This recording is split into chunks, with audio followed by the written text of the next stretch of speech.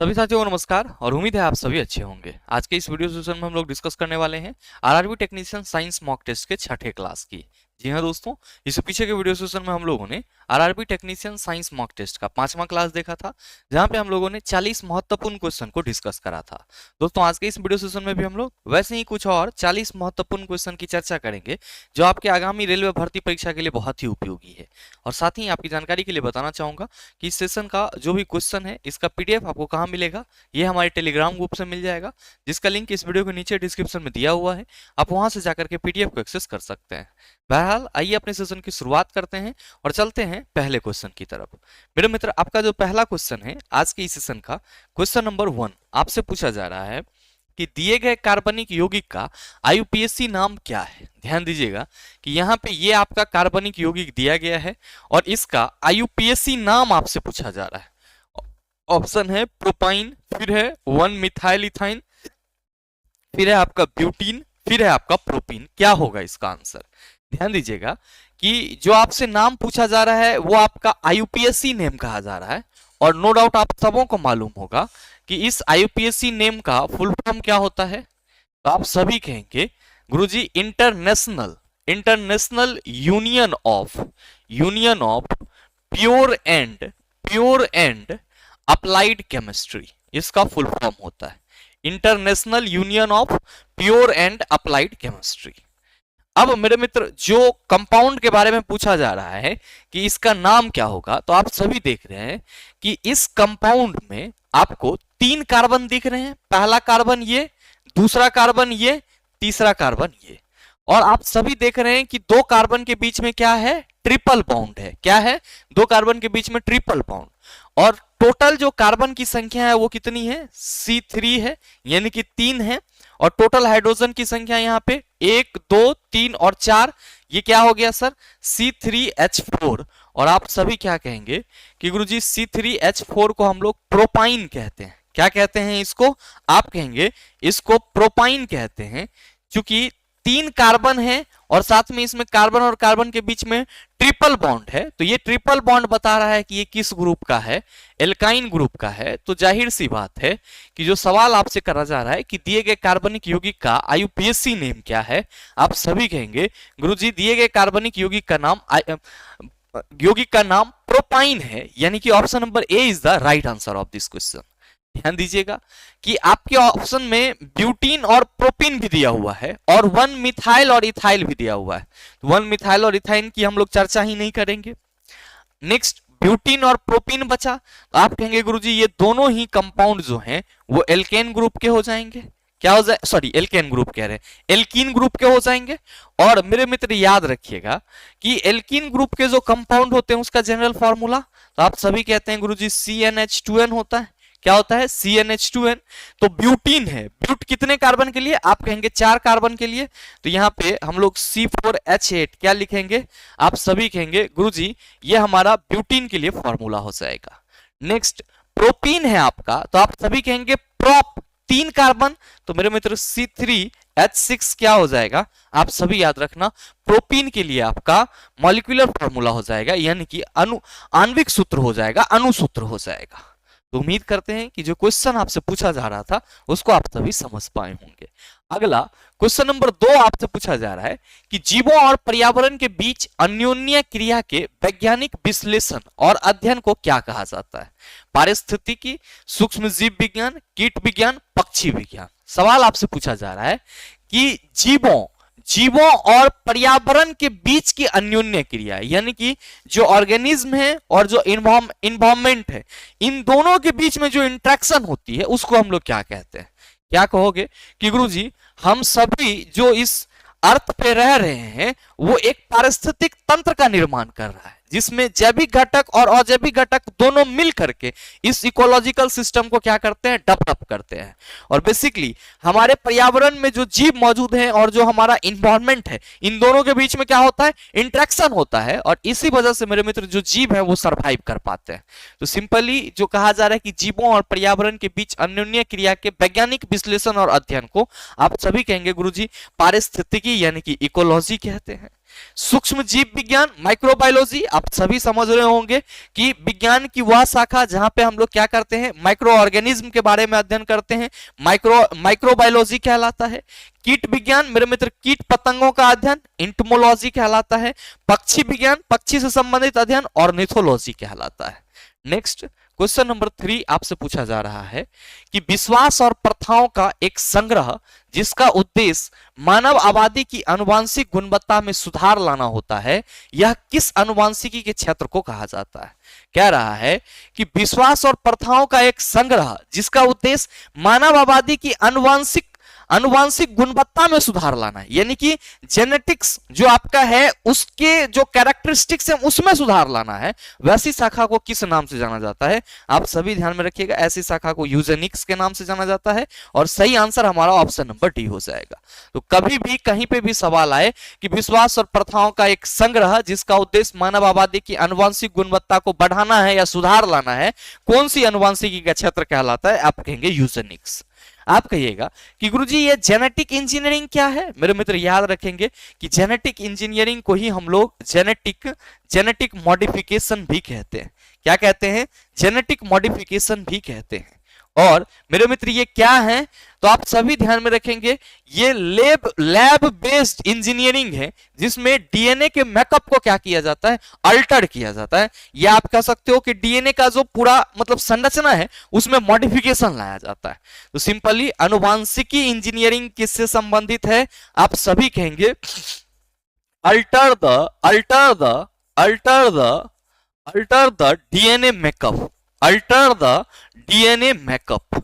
अच्छा, कई सारे छात्र होंगे जिनको इंग्लिश पढ़ने नहीं पड़ रहा होगा, तो सिंपल याद रखिएगा कि डीएनए का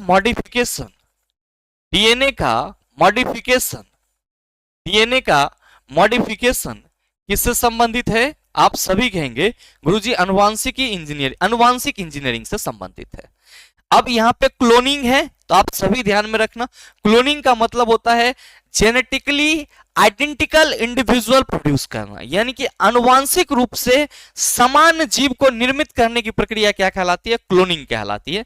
तो आप सभी इसके बारे में भी लिख सकते हो। क्या लिख सकते हो? कि प्रोडक्शन ऑफ जेनेटिकली, यानी कि आनुवंशिकता, प्रोडक्शन ऑफ जेनेटिकली आइडेंटिकल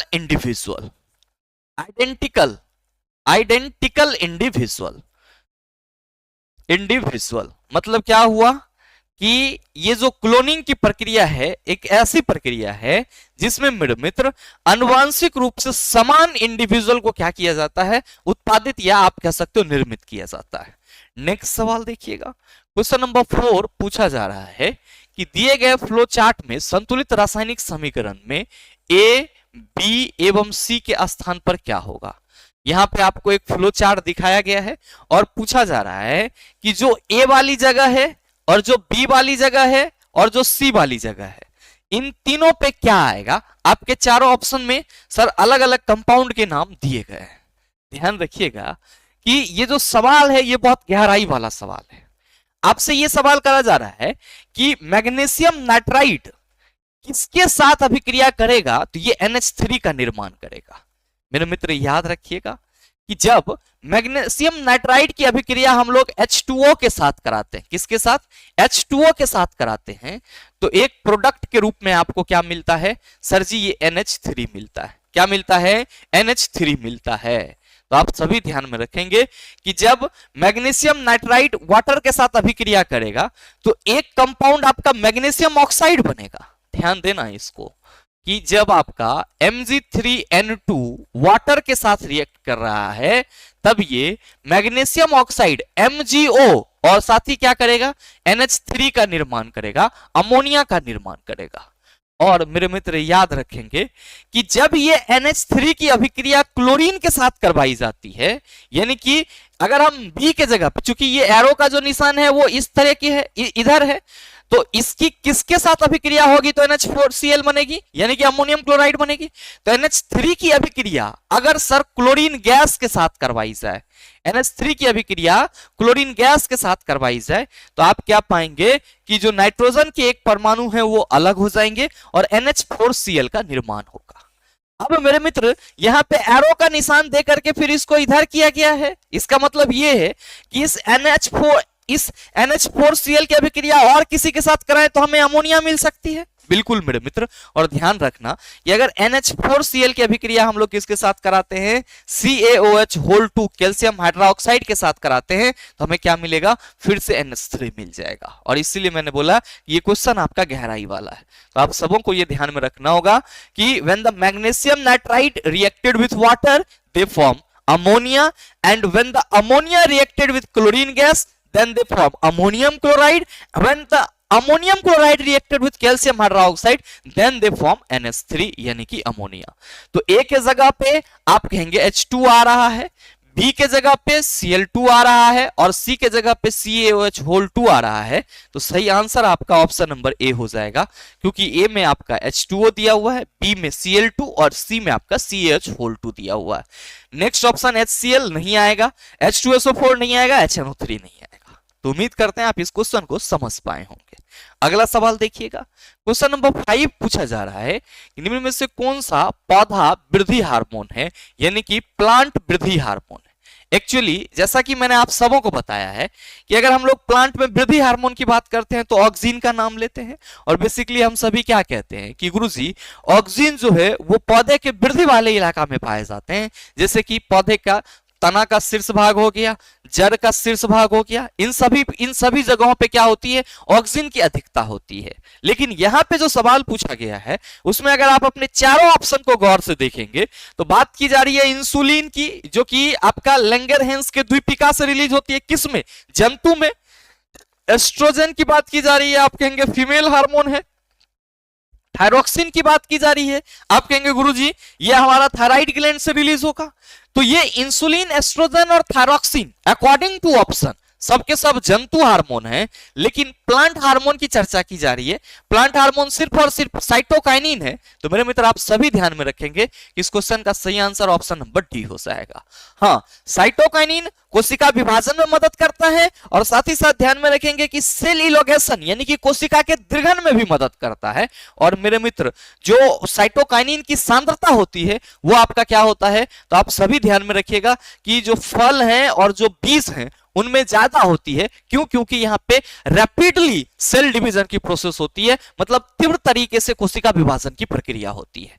तो हमारे ऑप्शन में चूंकि सिर्फ और सिर्फ एक ही प्लांट हार्मोन है, इसीलिए सही आंसर हमारा ऑप्शन नंबर डी हो जाएगा। लेकिन रियल में जो आप कहते हो कि प्लांट के वृद्धि के लिए जरूरी हार्मोन होता है वो क्या होता है? ऑक्सीजन हार्मोन होता है प्लांट में कोशिका विभाजन के लिए। तो चूंकि कोशिका विभाजन भी होगा तो उसको वृद्धि से ही जोड़ के देखा जाएगा, इसीलिए हमारा आंसर यहां पे साइटोकाइनिन बिल्कुल सही होगा।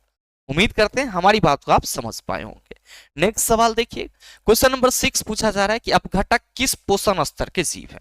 मेरे मित्र आप सबों को मालूम है कि जो आपका मतलब पूरे इस ब्रह्मांड में जीव हैं उन सभी को हम लोग अलग अलग कैटेगरीज में रखते हैं, उसके ट्रॉफिक लेवल के बेस पे अलग अलग ग्रुप में रखते हैं। आप कहते हैं जितने भी ग्रीन प्लांट हैं वे सब के सब प्रोड्यूसर कहलाते हैं, उत्पादक कहलाते हैं। क्यों? क्योंकि ये सूर्य प्रकाश की सहायता से अपना प्रकाश संश्लेषण की प्रक्रिया करते हैं और अपना भोजन का निर्माण खुद करते हैं।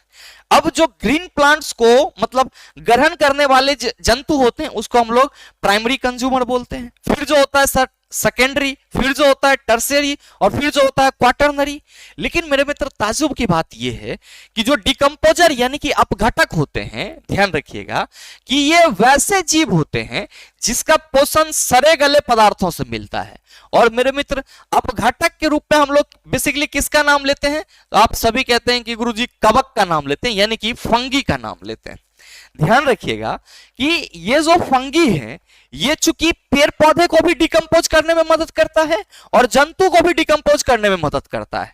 तो मेरे मित्र पेड़ पौधे और जंतु जब दोनों को डिकम्पोज करने में मदद करता है तो ट्रॉपिक लेवल में इसका कोई मतलब एक स्थान फिक्स नहीं है। ये क्या माना जाता है, सबसे लास्ट का, मतलब आप कह सकते हो सबसे लास्ट का जो ट्रॉपिक लेवल होगा वो क्या होगा, डिकम्पोजर ही होगा। तो पहला तो आपका प्रोड्यूसर फेज हो गया, दूसरा प्राइमरी टर्सरी, और फिर आप कहेंगे प्राइमरी सेकेंडरी टर्सरी, उसके बाद आप कहिएगा क्वार्टरनरी। तो क्वार्टरनरी यानी कि चतुर्थ स्तर में आपका कौन आ जाएगा, आप सभी कहेंगे डिकम्पोजर आ जाएंगे। तो सही आंसर हमारा ऑप्शन नंबर डी हो जाएगा। याद रखिएगा इसका ट्रॉपिक लेवल में जगह इसलिए नहीं फिक्स किया गया है क्योंकि मेरे मित्र ये जो होते हैं ये प्लांट को भी डिकम्पोज करने की क्षमता रखते हैं और जंतु को भी डिकम्पोज करने की क्षमता रखते हैं, और इसका आपके वातावरण में बहुत ही अहम योगदान है। बगैर इसके आप कह सकते हो हमारा वातावरण स्वस्थ हो ही नहीं सकता है। याद रखिएगा कि अपघटक की जो पोषण विधि होती है वो क्या होती है, तो सर ये मृतोपजीवी होते हैं, बोले तो ये सैप्रोफाइट्स होते हैं।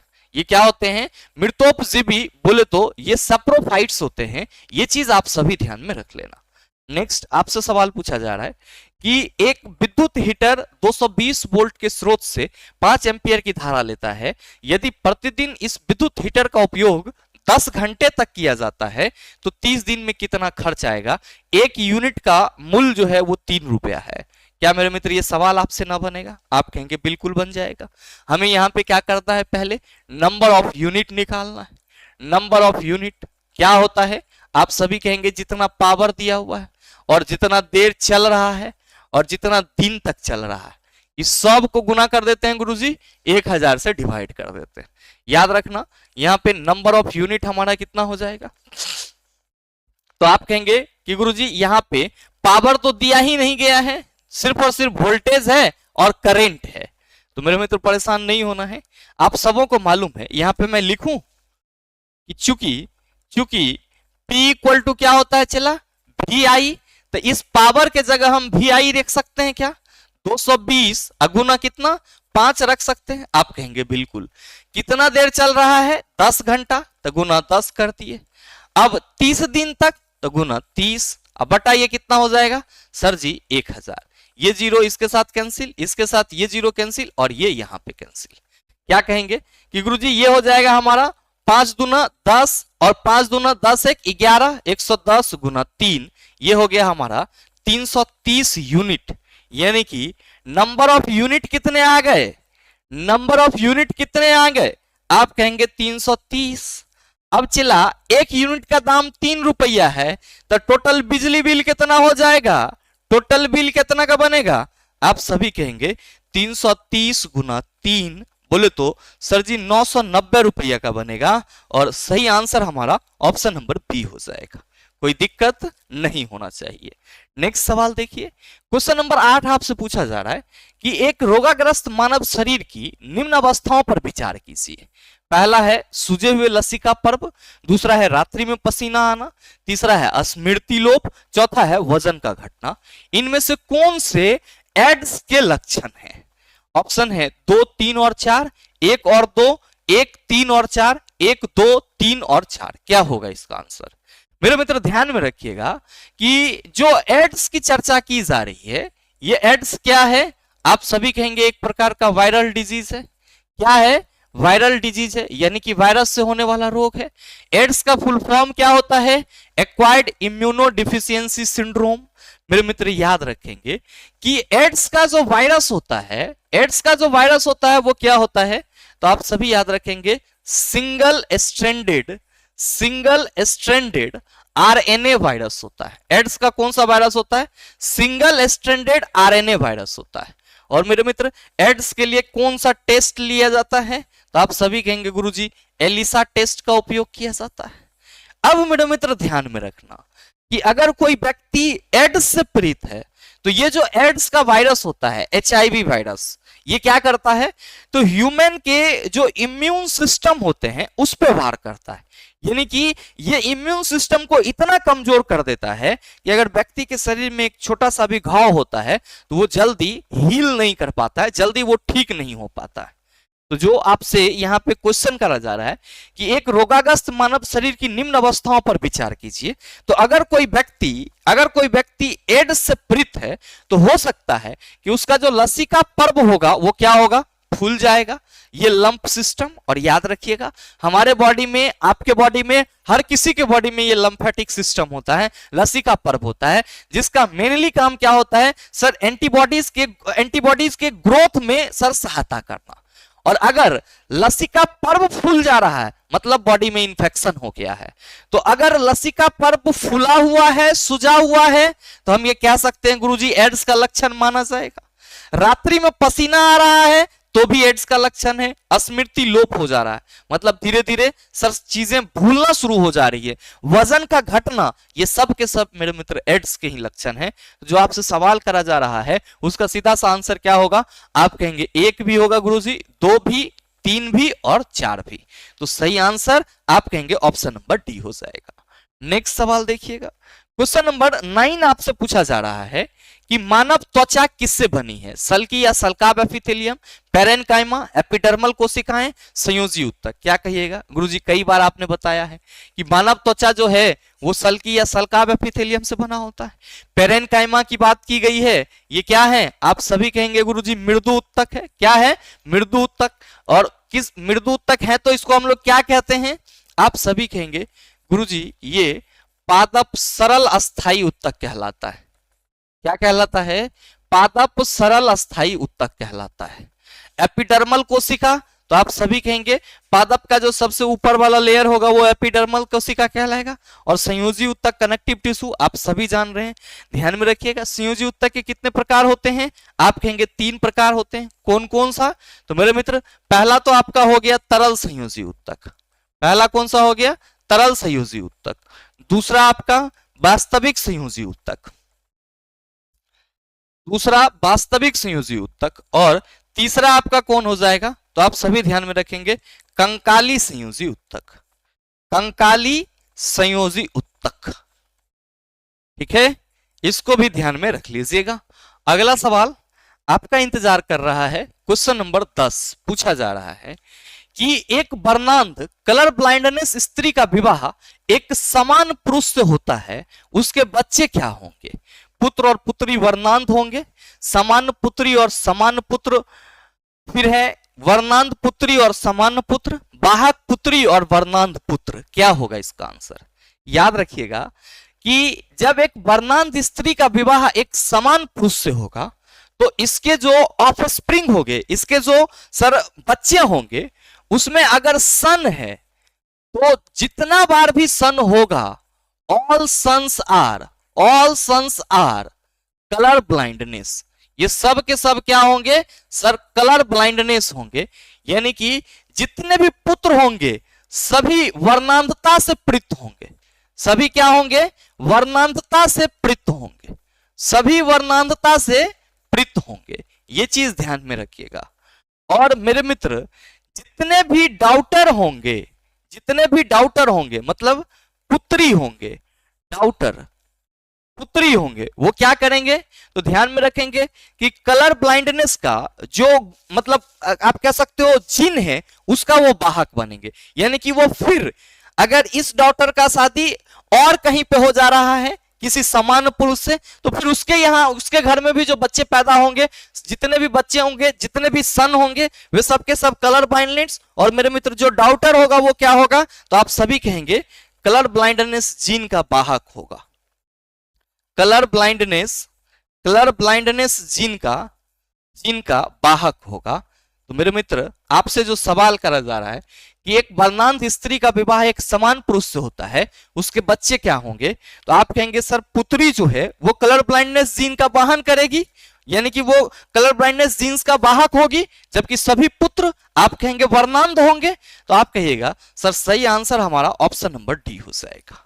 नेक्स्ट सवाल देखिए, क्वेश्चन नंबर 11 आपसे पूछा जा रहा है कि किसी द्रव के ताप में वृद्धि करने पर क्या होता है, आयतन व घनत्व में कमी आती है, आयतन व घनत्व में वृद्धि होती है, आयतन में वृद्धि व घनत्व में कमी होती है, उपयुक्त में से कोई नहीं। मेरे मित्र बात करी जा रही है कि किसी द्रव के ताप में वृद्धि की जाती है। मान लो कि ये आपका क्या है, एक केतली है और इस केतली में आप वाटर को क्या कर रहे हो, गर्म कर रहे हो। जैसे यहां पे मान लो कि आग दे रहे हो और ये गर्म हो रहा है, तो गर्म होगा तो आप कहेंगे भाप बनेगा, बिल्कुल बनेगा, भाप बनेगा। और ये भाप क्या होगा सर जी, चारों तरफ फैलेगा, ये भाप चारों तरफ फैलेगा। लेकिन मेरे मित्र जब केतली में रखा हुआ था, गर्म करने से पहले पानी, आप कहेंगे वहीं पे था। तो गर्म करने से पहले पानी का आयतन सर इसी केतली तक सीमित था, लेकिन जैसे ही हमने इसको गर्म करना स्टार्ट करा, इसके आयतन क्या होंगे, बढ़ गए, क्योंकि ये एक्सपेंड होना शुरू हुआ। अब मेरे मित्र जैसे ही गर्म हुआ, ये द्रव से गैस में बदला, तो अब वैसी बात है कि गुरुजी लिक्विड की अपेक्षा गैस की डेंसिटी आप कहेंगे कम हो जाएगी और वॉल्यूम आप कहेंगे बढ़ जाएगी। तो बहुत ही कॉमन सा सवाल कि किसी द्रव के ताप में वृद्धि करने पर क्या होता है, आप सभी कहेंगे कि आयतन में वृद्धि होती है और घनत्व में कमी होती है। और आप सबों को मालूम है कि डेंसिटी इक्वल टू क्या होता है, आप सभी कहेंगे गुरुजी डेंसिटी इक्वल टू मास बटा वॉल्यूम होता है। क्या होता है, मास बटा वॉल्यूम होता है। तो मेरे मित्र जब हम किसी गैसियस मटेरियल की बात करेंगे तो उसकी डेंसिटी लिक्विड की अपेक्षा क्या होगी, आप कहेंगे गुरुजी कम होगी। और यहां पे चूंकि गैस को जब हमने द्रव को जब हमने गर्म किया तो ये गैसियस रूप में आ गया, तो ये फैल रहा है, तो आप कहेंगे इसके आयतन में वृद्धि होगी। तो उम्मीद करते हैं आप इस बात को समझ पाए होंगे। ध्यान रखिएगा, अगर डेंसिटी का यूनिट पूछ देगा तो मास का यूनिट केजी और वॉल्यूम का यूनिट मीटर क्यूब। तो केजी पर मीटर क्यूब क्या है, आप सभी कहेंगे डेंसिटी का यूनिट है। लेकिन रिलेटिव डेंसिटी, आप कहेंगे रिलेटिव डेंसिटी का कोई यूनिट नहीं होता है, कोई इकाई नहीं होती है। नेक्स्ट क्वेश्चन नंबर 12 पूछा जा रहा है कि कार्बन डाइऑक्साइड को सोडियम हाइड्रोक्साइड के जलीय विलयन में घोले जाने पर यह मिश्रण अभिक्रिया करके जलीय सोडियम कार्बोनेट और तरल जल प्रदान करती है। निम्नलिखित में से कौन सी इस अभिक्रिया के लिए सही संतुलित समीकरण है। क्या मेरे मित्र ये सवाल आपसे ना बनेगा, क्या कहिएगा कि गुरुजी कितनों प्रकार रिएक्शन काहे नहीं हो, हमको बस क्या करना है, अभिकारक और प्रतिफल दोनों और परमाणु की संख्या को काउंट कर लेना है। अगर आप यहां से काउंट करना शुरू करेंगे तो आप कहेंगे सर 2 कार्बन हो गया और 2 ऑक्सीजन, तो ये 4 हो गया। इधर 1 सोडियम है, 4 1 5, 1 ऑक्सीजन 6 1 7। इधर आप आएंगे तो 4 आपका क्या हो गया सर सोडियम, 1 आपका कार्बन, 4 1 5 3 8। मेरे मित्र इधर आपका कितना हो रहा था 7 और इधर 8। आप कहेंगे गुरुजी तो नहीं होगा। 2CO2 मतलब कार्बन के 4 परमाणु, ऑक्सीजन के 4 परमाणु, तो कितने होंगे 8 8 1 9 1 10 1 11। इधर आओ सोडियम के 2, सर कार्बन के 2, तो 4, ऑक्सीजन के कितने, तो आप कहेंगे गुरुजी 3 दूना 6, 6 4 10 और 2 12। आप कहेंगे ये भी बराबर नहीं है। CO2 2NaOH NaCO3, आप कहेंगे ये भी बराबर नहीं है। अब चौथे में आओ तो कार्बन के 1 परमाणु, ऑक्सीजन के 2 परमाणु, टोटल कितने हो गए, तो सर इस मॉलिक्यूल्स में टोटल 3 परमाणु हो गए। अब यहां पे 2NaOH, तो 2 इसका और 2 ऑक्सीजन का और 2 हाइड्रोजन का, तो ये कितने हो गए सर 2 3 6 3 9। इधर आएंगे तो सोडियम के 2 परमाणु, कार्बन के आप कहेंगे 1, ऑक्सीजन के 3, तो 3 1 4 2 6 और 6 2 8 1 9। मेरे मित्र ऑप्शन नंबर चौथा में 9 परमाणु अभिकारक साइड है और 9 परमाणु प्रतिफल के साइड है, तो संतुलित समीकरण हमारा ऑप्शन नंबर डी हो जाएगा। कोई भी ऐसा सवाल पूछे कि इन चारों ऑप्शन में से कौन सा समीकरण संतुलित है, आपको अभिकारक और प्रतिफल दोनों ओर के परमाणु संख्या को काउंट कर लेना है, आपका आंसर आ जाएगा। बहरहाल अगला सवाल देखिएगा, आपसे पूछा जा रहा है कि सीएनजी और एलपीजी के संबंध में इनमें से कौन सा कथन गलत है। क्वेश्चन नंबर 13 आपसे पूछा जा रहा है कि सीएनजी और एलपीजी के संबंध में से कौन सा कथन गलत है। सीएनजी और एलपीजी पाइप द्वारा घरों में पहुंचाई जा सकती है। दूसरा है कि सीएनजी और एलपीजी में कार्बन कण नहीं होते हैं। तीसरा है कि सीएनजी और एलपीजी दोनों कार्बन आधारित ईंधन है। सीएनजी और एलपीजी को स्वच्छ ईंधन के रूप में लेबल किया जाता है। क्या होगा इसमें से गलत मेरे मित्र, ध्यान दीजिएगा कि यहां पे सीएनजी की बात करी जा रही है, तो सीएनजी का फुल फॉर्म क्या होता है, सीएनजी का फुल फॉर्म होता है कंप्रेस्ड नेचुरल गैस। सीएनजी का full form compressed natural gas. इसमें किसकी मौजूदगी होती है, आप सभी कहते हैं गुरुजी मीथेन की मौजूदगी रहती है। और अगर आप एलपीजी की बात करते हो तो एलपीजी का फुल फॉर्म क्या होता है, एलपीजी का फुल फॉर्म होता है liquefied petroleum gas. Liquefied petroleum gas. अब मेरे मित्र लिक्विफाइड पेट्रोलियम गैस में आपका प्रोपेन भी रहता है, साथ में मेरे मित्र ब्यूटेन भी रहता है। तो आप सभी ध्यान में रखना कि ये जो आपका कंप्रेस्ड नेचुरल गैस और लिक्विफाइड पेट्रोलियम गैस है, इसको घरों तक पाइप द्वारा नहीं पहुंचाया जा सकता है। ये जब भी आएगा सिलेंडर के रूप में ही आएगा। पाइप नेचुरल गैस जो होते हैं मेरे मित्र, उसको हम लोग पीएनजी के नाम से जानते हैं। केवल और केवल पीएनजी को ही क्या किया जा सकता है सर, पाइप द्वारा घरों तक पहुंचाया जा सकता है, और इसको हम लोग क्या कहते हैं, piped natural gas. Piped natural gas. तो आपका जो पहला ऑप्शन है कि सीएनजी और एलपीजी पाइप द्वारा घरों में पहुंचाई जा सकती है, यह बात गलत है। दूसरा, सीएनजी और एलपीजी में कार्बन कण नहीं होते हैं। ध्यान दीजिएगा, कई सारे छात्र यहां पे कंफ्यूज हो जाते हैं कि गुरुजी इसमें कार्बन तो मौजूद होते हैं। मेरे मित्र याद रखेंगे, कार्बन कण का मतलब हुआ कि सीधे सीधे सी की मात्रा हो। किसकी मात्रा? कार्बन की मात्रा हो, न कि कार्बन हाइड्रोकार्बन के रूप में हो। इसमें जो इसके अवयवी तत्व हैं जैसे कि मीथेन, प्रोपेन, ब्यूटेन, ये सब के सब क्या है? हाइड्रोकार्बन है। तो आपका जो एलपीजी और सीएनजी है ये कार्बन आधारित ईंधन है, न कि इसमें कार्बन की मौजूदगी है। तो जो आपका पहला स्टेटमेंट था वो तो गलत है। दूसरा स्टेटमेंट कि सीएनजी और एलपीजी में कार्बन कण नहीं होते हैं, सही है। और सीएनजी और एलपीजी दोनों कार्बन आधारित ईंधन है, ये भी बात सही है। और सीएनजी और एलपीजी को स्वच्छ ईंधन के रूप में लेबल किया जाता है, ये भी बात सही है। गलत आपका, आप कहेंगे ऑप्शन नंबर ए है। तो right answer of this question is option number A. Next question number 14 पूछा जा रहा है आपसे कि विद्युत परिपथ में उष्मा के रूप में ह्रासित होने वाली ऊर्जा के संबंध में इनमें से कौन सा सत्य है? यह परिपथ से प्रवाहित धारा के अनुक्रमानुपाती होती है, यह परिपथ पर प्रयुक्त विभवांतर के व्युत्क्रमानुपाती होती है, यह प्रतिरोध के अनुक्रमानुपाती होती है, यह परिपथ में धारा के अवधि के व्युत्क्रमानुपाती होती है। मेरे मित्र, आपसे कहा जा रहा है कि विद्युत परिपथ में उष्मा के रूप में ह्रासित होने वाली ऊर्जा के संबंध में इनमें से कौन सा कथन सत्य है? आप सभी क्या कहते हैं कि गुरुजी किसी भी विद्युत परिपथ से जो उष्मा ह्रासित होगी वो जूल के नियम H = I² RT के रूप में ह्रासित होगी। और H = I² RT का मतलब क्या हुआ कि सर H जो है वो विद्युत धारा के वर्ग के समानुपाती है, H जो है प्रतिरोध के समानुपाती है, और H जो है वो T के समानुपाती है। किसके? T के समानुपाती है। तो आपके क्वेश्चन में जो कहा जा रहा है कि विद्युत परिपथ में उष्मा के रूप में ह्रासित होने वाली ऊर्जा के संबंध में इनमें से कौन सा सत्य है? पहला है कि यह परिपथ से प्रवाहित धारा के व्युत्क्रमानुपाती होती है। आप कहेंगे बिल्कुल गलत, परिपथ से प्रवाहित धारा के वर्ग के समानुपाती होती है। दूसरा है कि यह परिपथ पर प्रयुक्त विभवांतर के व्युत्क्रमानुपाती होती है। विभवांतर हमने कहीं चर्चा ही नहीं करा। यह प्रतिरोध के अनुक्रमानुपाती होती है। मेरे मित्र, यह बात बिल्कुल सही है। क्यों? क्योंकि H is directly proportional to the R. That's why right answer of this question is option number C. अगला है कि यह परिपथ में धारा की अवधि के व्युत्क्रमानुपाती होती है। आप कहेंगे धारा की अवधि मतलब समय, नहीं होगा, समानुपाती होता है।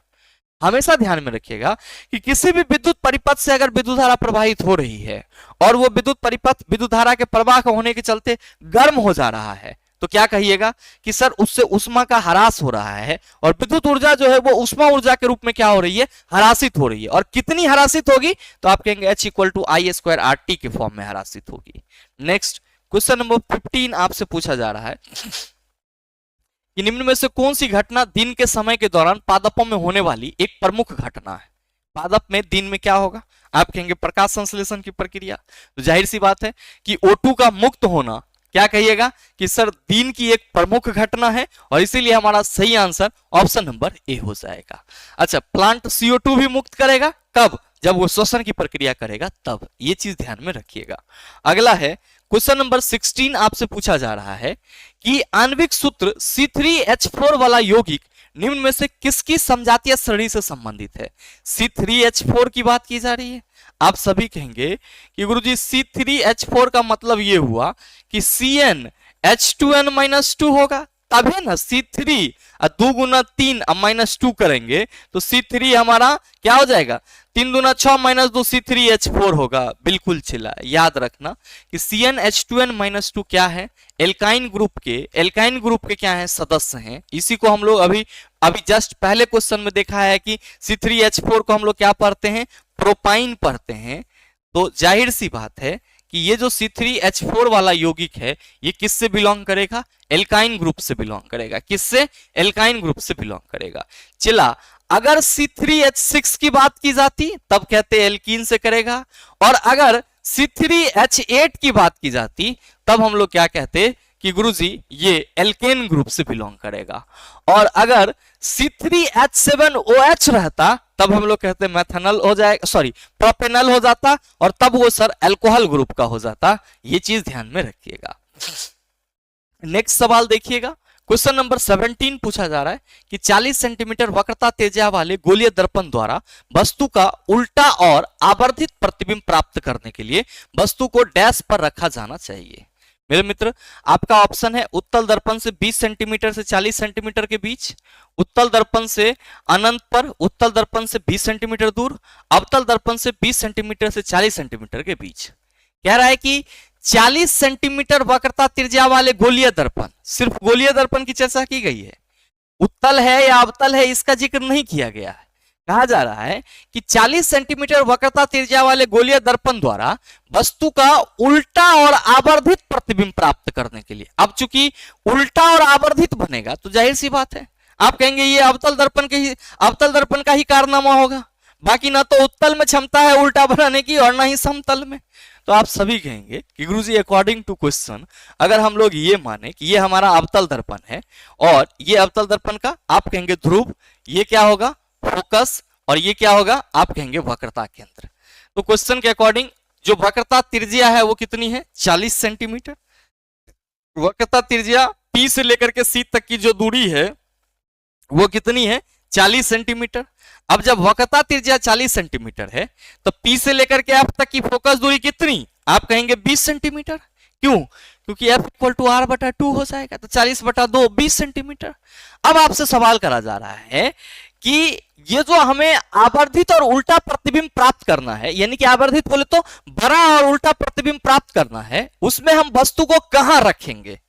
तो क्या कहिएगा कि गुरुजी अगर हम वस्तु को वक्रता केंद्र और फोकस के बीच रखते हैं, यहां पे रखते हैं, तो एक प्रकाश की किरण ऐसे जाएगी मुख अक्ष के समांतर, ये फोकस से होकर के गुजर जाएगी, और दूसरी प्रकाश की किरण ऐसी होगी जो फोकस के अनुदिश आएगी, और ये क्या होगी वक्रता, ये मुख अक्ष के समांतर गुजरेगी और ये यहां पे क्रॉस करेगी। क्या देख रहे हैं कि अगर वस्तु हमारा 20 सेंटीमीटर और 40 सेंटीमीटर के बीच अवतल दर्पण में रखा हुआ है तो उसका बड़ा प्रतिबिंब हमें अनंत और वक्रता केंद्र के बीच देखने को मिल रहा है। तो जो सवाल आपसे पूछा जा रहा है कि 40 सेंटीमीटर वक्रता त्रिज्या वाले गोलीय दर्पण द्वारा वस्तु का उल्टा और आवर्धित प्रतिबिंब प्राप्त करने के लिए वस्तु को डैश पर रखा जाना चाहिए, आप कहेंगे अवतल दर्पण से 20 सेंटीमीटर से 40 सेंटीमीटर के बीच रखा जाना चाहिए, तब हमें क्या होगा आप कहेंगे उल्टा और आवर्धित प्रतिबिंब प्राप्त होगा। इसीलिए सही आंसर ऑप्शन नंबर डी हो जाएगा, कोई समस्या नहीं होना चाहिए। अगला क्वेश्चन नंबर 18 आपसे पूछा जा रहा है कि पौधों में प्राथमिक वृद्धि किससे होती है। ये आपका रिपीटेड क्वेश्चन है, आप सभी कहेंगे, आपने कई बार बताया है कि ये जो हमारा प्राथमिक वृद्धि होगा उसमें अंतर्वेशी विभोज्योतक और शीर्ष विभोज्योतक दोनों आएंगे। तो right answer of this question is option number B. पार्श्ववत विभोज्योतक उत्तक जो है ये द्वितीयक वृद्धि के लिए रिस्पॉन्सिबल होते हैं, जबकि लंबवत विभोज्योतक उत्तक कोई सर आपका उत्तक ही नहीं होता है। नेक्स्ट क्वेश्चन नंबर 19 पूछा जा रहा है कि जब कोई किरण उत्तल लेंस के मुख अक्ष के समांतर आपतित होती है, ये लीजिए उत्तल लेंस, ये इसका ऑप्टिकल सेंटर हो गया प्रकाशिक केंद्र, और मेरे मित्र ये इसका मुख अक्ष हो गया। अब कोई भी प्रकाश की किरण अगर इसके मुख अक्ष के समांतर है, ये अपवर्तित कहां से होगी आप कहेंगे मुख अक्ष पर एक बिंदु से होगी, जिसको हम लोग क्या कहेंगे आप कहेगा मुख फोकस। क्या कहेंगे मुख फोकस। तो कह रहा है कि जब कोई किरण उत्तल लेंस के मुख अक्ष के समांतर आपतित होती है तो अपवर्तित किरण डैश से होकर के गुजरेगी, आप कहेंगे अपवर्तित किरण मुख फोकस से होकर के गुजरेगी, इसको हम लोग क्या बोलते हैं मुख फोकस कहते हैं। अच्छा, उत्तल लेंस में क्या हो रहा है कि प्रकाश की किरणें एक बिंदु पर केंद्रित हो रही है, इसीलिए उत्तल लेंस को हम लोग किस लेंस के नाम से जानते हैं ध्यान में रखिएगा, अभिसारी लेंस के नाम से जानते हैं। किस नेम से? अभिसारी, यानी कि कन्वर्जिंग लेंस के नाम से भी जानते हैं, तो ये चीज भी ध्यान में रखेंगे। उत्तल लेंस या किसी भी लेंस का जो मध्य बिंदु होता है वो क्या होता है प्रकाशिक केंद्र यानी कि ऑप्टिकल सेंटर कहलाता है।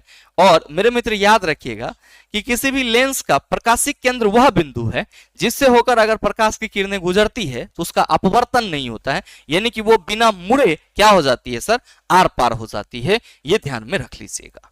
अगला क्वेश्चन नंबर 20 पूछा जा रहा है कि चूना पत्थर के उष्मीय अपघटन के फलस्वरूप इनमें से कौन सी गैस उत्पन्न होती है। चूना पत्थर किसको बोला जा रहा है, लाइम स्टोन को बोला जा रहा है, मतलब CaCO3 को बोला जा रहा है। जब इसको गर्म करेंगे तो आप कहेंगे गुरुजी ये कैल्शियम ऑक्साइड और कार्बन डाइऑक्साइड बनाएगा, तो सही आंसर मेरे मित्र आप सभी कहेंगे ऑप्शन नंबर बी हो जाएगा। नेक्स्ट क्वेश्चन नंबर 21 आपसे पूछा जा रहा है कि चालनी पट्टिकाएं डैश में पाई जाती है। तो मेरे मित्र ये जो आपका चालनी पट्टिकाएं हैं जिसको सिव प्लेट्स बोला जाता है, ये इसमें क्या मिलेगा, तो आप सभी ध्यान में रखेंगे ये कि ये फ्लोएम नली कोशिका में मिलेगी, जिसको हम लोग क्या कहते हैं, चालनी नलिका कहते हैं, सिव ट्यूब कहते हैं। तो जो आपसे सवाल करा जा रहा है कि चालनी पट्टिकाएं डैश में पाई जाती है, आप कहेंगे फ्लोएम नली कोशिका में पाई जाती है। ध्यान में रखिएगा कि ये फ्लोएम सहचर कोशिका जो कि आपका फ्लोएम में मौजूद होती है, कंपेनियन सेल, ये क्या करती है, तो मेरे मित्र भोजन के संवहन में मदद करती है, भोजन के संवहन में मदद करती है, भोजन के संवहन में मदद करती है। और फ्लोएम तंतु कोशिका जो है मेरे मित्र ध्यान रखिएगा कि ये फ्लोएम को मैकेनिकल सपोर्ट प्रदान करता है, यानी कि फ्लोएम को यांत्रिक सहायता प्रदान करता है, फ्लोएम को यांत्रिक सहायता प्रदान करता है, यांत्रिक सहायता प्रदान करता है, ये चीज ध्यान में रखना। और फ्लोएम पैरेन्काइमा क्या करेगा, तो मेरे मित्र ध्यान में रखेंगे कि इसमें भोजन का संचयन होता है, भोजन का संचयन होता है, ठीक है। और भोजन का संचयन इसलिए होता है ताकि जो संवहन की प्रक्रिया है वो क्या हो, आसान हो पाए।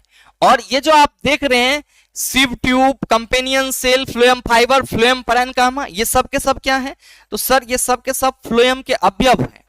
फ्लोएम पादप का एक जटिल अस्थायी उत्तक है। और अगर हम फ्लोएम के अवयव की बात करते हैं तो फ्लोएम के अवयव के रूप में हमें क्या देखने को मिल जाता है, ध्यान में रखना कि पहला सिव ट्यूब जिसको हम लोग चालनी नलिका बोलते हैं, दूसरा कंपेनियन सेल जिसको हम लोग सहकोशिका कहते हैं, और तीसरा मेरे मित्र आपका फ्लोएम फाइबर, और चौथा आपका फ्लोएम पैरेन्काइमा। तो ये चीज आप सभी ध्यान में रख लेना। नेक्स्ट सवाल क्वेश्चन नंबर 22 पूछा जा रहा है कि स्तंभ को सुमेलित कीजिए। यहां पे दिया हुआ है और इधर सर उसके कार्य दिए गए हैं। क्या कहेंगे कि सर अगर हम एक नजर इस पे दोहराते हैं तो यहाँ पे मुंह है और हम सभी देख रहे हैं कि यहाँ पे लिखा हुआ भोजन को चबाना, भोजन की रोलिंग, संपूर्ण भोजन का सेवन, भोजन को निगलना। तो किसी भी भोजन को संपूर्ण रूप से हम अपने मुंह में लेते हैं तो मुंह के द्वारा मेरे मित्र क्या होगा, संपूर्ण भोजन का सेवन। दांत भोजन को चबाने का काम करता है तो दांत हमारा ए के साथ मिल जाएगा। जीभ जो है वो भोजन को रोल करने का काम करता है तो मेरे मित्र जीभ जो है वो भोजन को रोलिंग में मदद करेगा। और लार भोजन को निगलने में मदद करता है तो मेरे मित्र जो 4 है वो किसके साथ मिलेगा, डी के साथ। तो एक के साथ कौन आ गया, आप कहेंगे सी आ गया। 2 के साथ आप कहेंगे ए, 3 के साथ बी और 4 के साथ आप कहेंगे डी।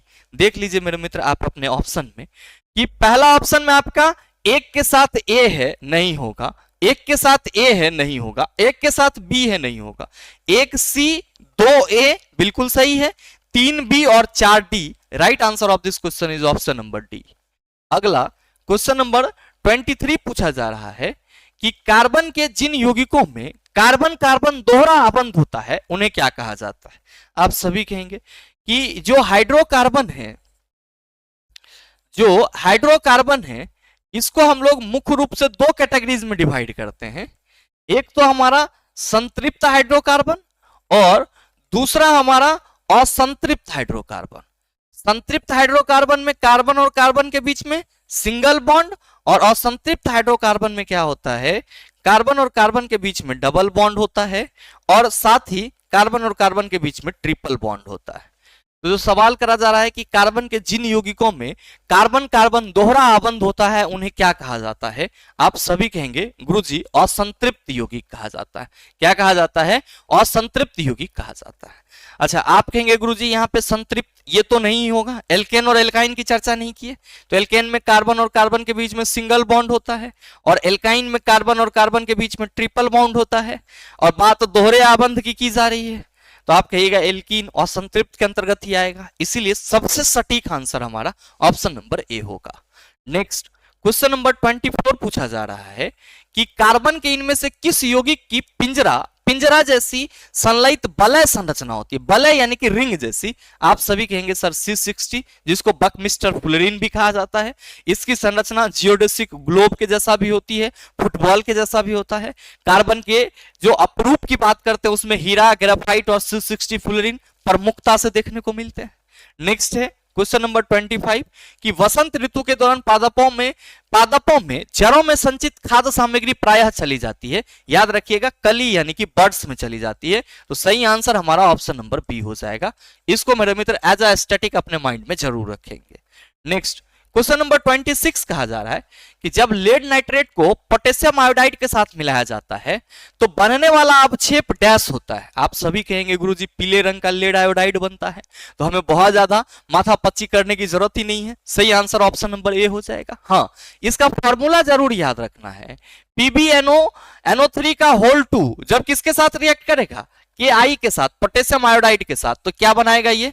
आप सभी कहेंगे PbI2 लेड आयोडाइड बनाएगा, साथ में KNO3 आपका पोटेशियम नाइट्रेट बनेगा। ये ध्यान में रख लीजिएगा। नेक्स्ट क्वेश्चन नंबर 27 पूछा जा रहा है कि स्वच्छ आकाश का नीला रंग वायुमंडल में मौजूद दृश्य प्रकाश की तरंगदैर्घ्य की तुलना में डैश आकार वाले कणों द्वारा प्रकाश के डैश के कारण होता है। ऐसे सवाल मैंने आपको कई बार बताया है और इस सवाल का जवाब मैं आप सबों से चाहूंगा। सही आंसर क्या होगा नीचे कमेंट करके जरूर बताइएगा, आपके कमेंट का इंतजार रहेगा। बहरहाल अगला सवाल आपके सामने है। क्वेश्चन नंबर 28 पूछा जा रहा है निम्न में से कौन से पदार्थ जैव निम्नीकरणीय नहीं है? कार्डबोर्ड बॉक्स और कागज के थैले, आप कहेंगे बायोडिग्रेडेबल है। कांच का बर्तन और प्लास्टिक का कवर, सर ये बायोडिग्रेडेबल नहीं है, ये स्वतः विखंडित नहीं होगा। जबकि ऊनी कंबल और जूट की रस्सी बायोडिग्रेडेबल है। चमड़े की बेल्ट और कैनवास का जूता, आप कहेंगे बायोडिग्रेडेबल, सर नहीं है। तो कांच का बर्तन और प्लास्टिक कवर, इसीलिए सही आंसर हमारा ऑप्शन नंबर बी हो जाएगा।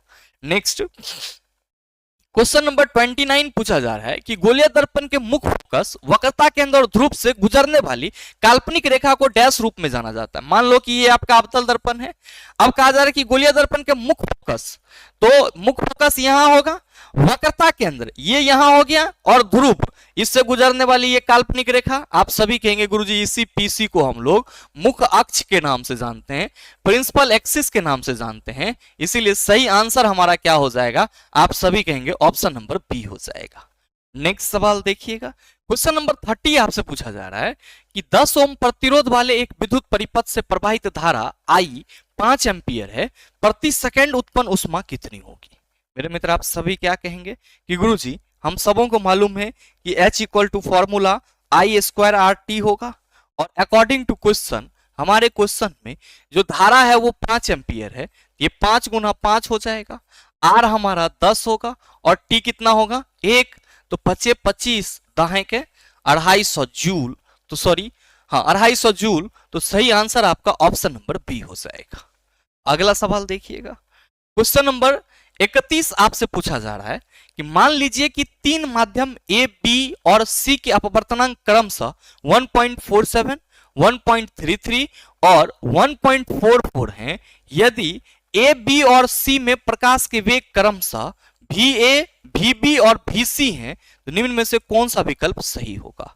मेरे मित्र ऐसे सवाल भी मैंने कई बार आपको बताए हैं और सही आंसर क्या होगा नीचे कमेंट करके जरूर बताइएगा, आपके कमेंट का इंतजार रहेगा। अगला सवाल क्वेश्चन नंबर 32 आपसे पूछा जा रहा है कि न्यूलैंड का अष्टक सिद्धांत केवल डैश तक ही लागू होता है। आप सभी कहेंगे गुरुजी कैल्शियम तक लागू होता है। न्यूलैंड के अष्टक सिद्धांत का पहला तत्व, तो आप सभी याद रखेंगे न्यूलैंड के अष्टक सिद्धांत का प्रथम तत्व कौन सा था? आप कहेंगे गुरुजी हाइड्रोजन। और अंतिम तत्व कौन सा था? तो आप सभी याद रखना, अंतिम तत्व जो था वो थोरियम था। किसको माना गया था? थोरियम को माना गया था। न्यूलैंड के समय ज्ञात तत्वों की संख्या, न्यूलैंड के समय ज्ञात तत्वों की संख्या, ज्ञात तत्वों की संख्या कितनी थी? तो आप सभी कहेंगे न्यूलैंड के समय ज्ञात तत्वों की संख्या 56 यानी कि 56 थी। अगला सवाल देखिएगा, क्वेश्चन नंबर 33 आपसे पूछा जा रहा है कि आधुनिक आवर्त सारणी में तत्व X का इलेक्ट्रॉनिक विन्यास 288 है, तत्व X डैश में स्थित होगा। इसके बाह्यतम कक्षा में 8 इलेक्ट्रॉन है, मतलब ये अक्रिय गैस होंगे और सभी अक्रिय गैस 18वें ग्रुप में है। तो हम कहेंगे गुरुजी जो तत्व है वो हमारे 18वें समूह में मौजूद होगा, इसीलिए सही आंसर ऑप्शन नंबर बी हो जाएगा। नेक्स्ट क्वेश्चन नंबर 34 पूछा जा रहा है कि प्लास्टर ऑफ पेरिस में उपस्थित क्रिस्टलीकरण जल अणु की संख्या कितनी है? प्लास्टर ऑफ पेरिस का अणुसूत्र CaSO4 हाफ H2O। इसमें क्रिस्टलीकरण के जल कितने हैं? हाफ। तो सही आंसर ऑप्शन नंबर डी हो जाएगा। नेक्स्ट क्वेश्चन नंबर 35 पूछा जा रहा है कि निम्न में से कौन सा मानव शरीर के संचलन के लिए मुख्यतः उत्तरदायी है? तंत्रिका और संयोजी उत्तकों का संयोजन, तंत्रिका और पेशी उत्तकों का संयोजन, तंत्रिका और उपकला उत्तकों का संयोजन, पेशी और संयोजी उत्तक का संयोजन। मेरे मित्र आप हमें ये बताओ कि आपके शरीर में मूवमेंट के लिए कौन जिम्मेवार होता है? आप सभी कहते हैं बॉडी का मसल्स जिम्मेवार होता है। और मेरे मित्र जो मसल्स हैं उसको कमांड कौन देता है? आप कहेंगे हमारा नर्वस सिस्टम, हमारा तंत्रिका तंत्र। तो रियल में हमारे बॉडी के जो अलग अलग पार्ट हैं जो मूवेबल होते हैं उसके लिए पूरा कमांडिंग का काम हमारा न्यूरॉन करता है, लेकिन पूरा मूवमेंट सर तंत्रिका तंत्र और जो हमारा पेशीय उत्तक है उनके संयोजन से होता है। इसीलिए सही आंसर क्या होगा? आप सभी कहेंगे गुरुजी option number B.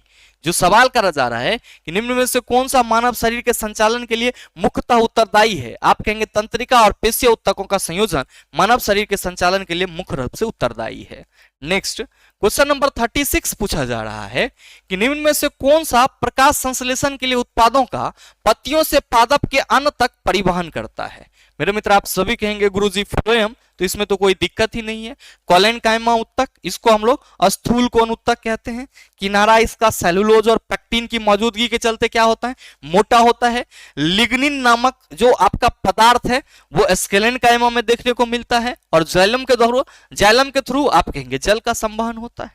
Next question number 37 पूछा जा रहा है कि 0.2 ओम, 0.4 ओम, 0.6 ओम और 0.8 ओम के प्रतिरोध श्रेणी क्रम में एक 20 वोल्टेज स्रोत के साथ संयोजित है। विद्युत परिपथ की निबल शक्ति कितनी होगी? क्या कहिएगा कि गुरुजी पहले तो हम टोटल RS निकाल लेते हैं, चूंकि श्रेणी क्रम में जुड़ा हुआ है। तो 0.2 प्लस 0.4 प्लस 0.6 प्लस 0.8। अब जब सबको जोड़ेंगे तो 0.6 हो जाएगा, ये 0.2 प्लस 0.4 और ये आप कहेंगे गुरुजी 12 और 8। तो आप सही कहिएगा 20, मतलब RS टोटल आपका 2 ओम हो जाएगा। कितना? 2 ओम। अब वोल्टेज कितना है? 20 वोल्ट है।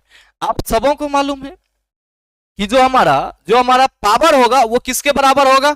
आप कहेंगे गुरुजी सीधा सीधा P इक्वल टू वी आई याद आ रहा है, तो कोनो दिक्कत नहीं चला। P इक्वल टू वी आई लगा दो, I के जगह V बटा R रख दो, ये भी चलेगा। V कितना? आप कहेगा 20 वोल्ट, फिर 20, R कितना? 2, तो 2 दहें के आप कहेगा 20 और P इक्वल टू कितना हो गया? आप सभी कहेंगे 200 वाट। तो सही आंसर ऑप्शन नंबर डी हो जाएगा। अगला क्वेश्चन नंबर 38 पूछा जा रहा है कि एक छात्र एक रिबन लेता है और उसे ऑक्सीजन की उपस्थिति में जलाता है और यह मैग्नीशियम ऑक्साइड में बदल जाता है। कौन सी अभिक्रिया हुई? आप हमें यह बताओ कि मैग्नीशियम के साथ ऑक्सीजन रिएक्ट कर रहा है और ये 2MgO बना रहा है।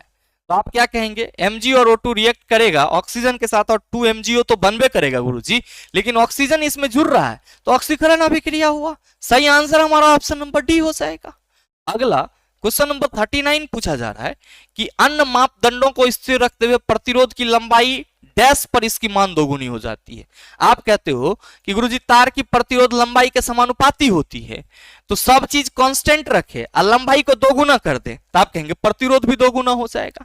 तो जो सवाल है कि प्रतिरोध की लंबाई डैश पर इसका मान दोगुना हो जाता है, आप कहेंगे दोगुनी करने पर इसका मान क्या होता है? दोगुना हो जाता है। नेक्स्ट क्वेश्चन नंबर 40 पूछा जा रहा है कि निम्न में से कौन सा कथन गलत है। प्रत्येक जीन एक विशेष लक्षण प्रदर्शित करता है। प्रत्येक जनन कोशिका प्रत्येक युग्म से एक गुणसूत्र ग्रहण करेगी। युग्मक निर्माण के समय दो युग्मकी विकल्पी एक साथ आते हैं। जीन गुणसूत्रों पर स्थित होता है। मेरे मित्र ध्यान देना यहाँ पे कि प्रत्येक जीन एक विशेष लक्षण प्रदर्शित करते हैं, यह बात बिल्कुल सही है। प्रत्येक जनन कोशिका प्रत्येक युग्म से एक गुणसूत्र ग्रहण करेगा, यह भी बात सही है। आपको मालूम है कि जो पुरुष होते हैं, मेल होते हैं, इसमें जो क्रोमोसोम होते हैं वो XY होते हैं, और जो फीमेल होते हैं इसमें जो क्रोमोसोम होते हैं वो XX होते हैं। अब इस मेल फीमेल से जो नया जीव आएगा उसमें जो जीन का वाहक होगा उसमें सर संभव है कि इसका X गुणसूत्र या Y गुणसूत्र और फीमेल का X गुणसूत्र तो रहेगा ही रहेगा। तो जब भी जनन कोशिका में या आप कह सकते हो जनन के दौरान आप बात करेंगे तो आप सभी क्या कहेंगे कि सर प्रत्येक युग्म से एक गुणसूत्र ग्रहण करेगा। कभी भी एक साथ दो गुणसूत्र ग्रहण नहीं हो सकता, यह बात हमेशा ध्यान में रखिएगा, और मैंने आपको अनुवांशिकी में पढ़ाया भी है। और तीसरा है कि युग्मक निर्माण के समय दो युग्मकी विकल्पी एक साथ आते हैं, यह बात बिल्कुल गलत है। जिन गुणसूत्रों पर स्थित होता है यह भी बात बिल्कुल सही है। तो आपसे पूछा जा रहा है कि निम्न में से कौन सा कथन गलत है। आप कहेंगे युग्मक निर्माण के समय दो युग्मकी विकल्पी साथ आते हैं, यह कथन गलत है, और इसीलिए हमारे इस क्वेश्चन का सही आंसर ऑप्शन नंबर सी हो जाएगा। तो मेरे मित्र ये थे आपके आज के टोटल 40 क्वेश्चन, जिसको आपने हमारे साथ बड़े ही सावधानी के साथ डिस्कस कर लिया है। और मुझे उम्मीद है कि अब ऐसे सवाल अगर आपको दोबारा दे दिया जाए तो आप उसका जवाब भी आसानी से दे सकते हैं। साथ ही उम्मीद करते हैं कि ये वीडियो आप सबों को अच्छा लगा होगा। अगर आपको अच्छा लगा तो वीडियो को लाइक कीजिएगा, ज्यादा से ज्यादा अपने दोस्तों के साथ शेयर कीजिएगा, और अगर आप चैनल पर नए हैं तो सब्सक्राइब करके बेल आइकन दबा लीजिएगा, ताकि इस तरह के एग्जाम रेलेवेंट वीडियो का नोटिफिकेशन सबसे पहले आपके पास पहुंचे और आप उसको सबसे पहले देख पाओ। मिलते हैं फिर अगले वीडियो सेशन में, तब तक के लिए best of luck. Thank you, have a nice day.